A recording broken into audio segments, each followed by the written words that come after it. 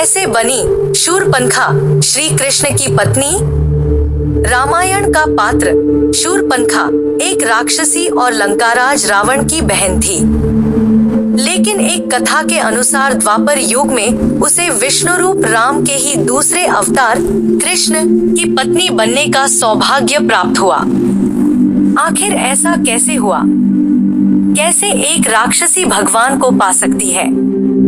रामायण में वर्णित कथा के अनुसार शूरपनखा ही रामायण युद्ध की सूत्रधार थी। 14 वर्षों का वनवास काटने के दौरान लक्ष्मण को देखकर उनके रूप पर मोहित होकर उन्हें पाने की इच्छा से प्रणय निवेदन करने पर लक्ष्मण द्वारा अपमानित होने पर शूरपनखा ने यह बात लंकापति रावण को बताई। उसी के पश्चात रावण ने सीता के अपहरण की योजना बनाई थी। कहते हैं शूरपनखा ने रावण से बदला लेने के लिए ऐसा किया था। लेकिन राक्षसी शूरपनखा वास्तव में इंद्र के दरबार की एक अप्सरा थी, जिसे एक ऋषि के शाप से राक्षसी के रूप में शूरपनखा बनकर जन्म लेना पड़ा था। कथाओं के अनुसार शूरपनखा के रूप में जन्म लेने से पूर्व वह इंद्र के दरबार में नयनतारा नाम की एक अप्सरा थी।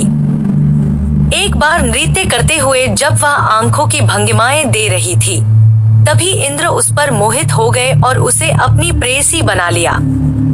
इंद्र को पता था कि नयनतारा की आंखों के आकर्षण से कोई नहीं बच सकता।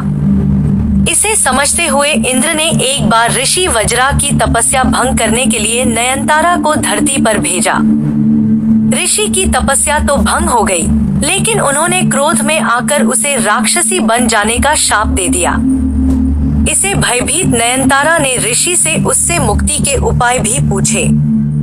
तभी ऋषि ने उसे बताया कि सतयुग में राम से मिलने के बाद ही उसे इस शाप से मुक्ति मिलेगी, जब वह भगवान की मदद करेगी।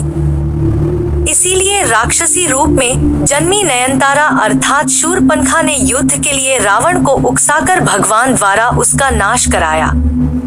कहते हैं युद्ध समाप्त होने के पश्चात प्रभु प्राप्ति की उचित प्रक्रिया अपनाने के लिए और नयनतारा रूप वापस पाने के लिए शूरपनखा ने पुष्कर नदी में खड़ी होकर 10,000 वर्षों तक शिव की आराधना की।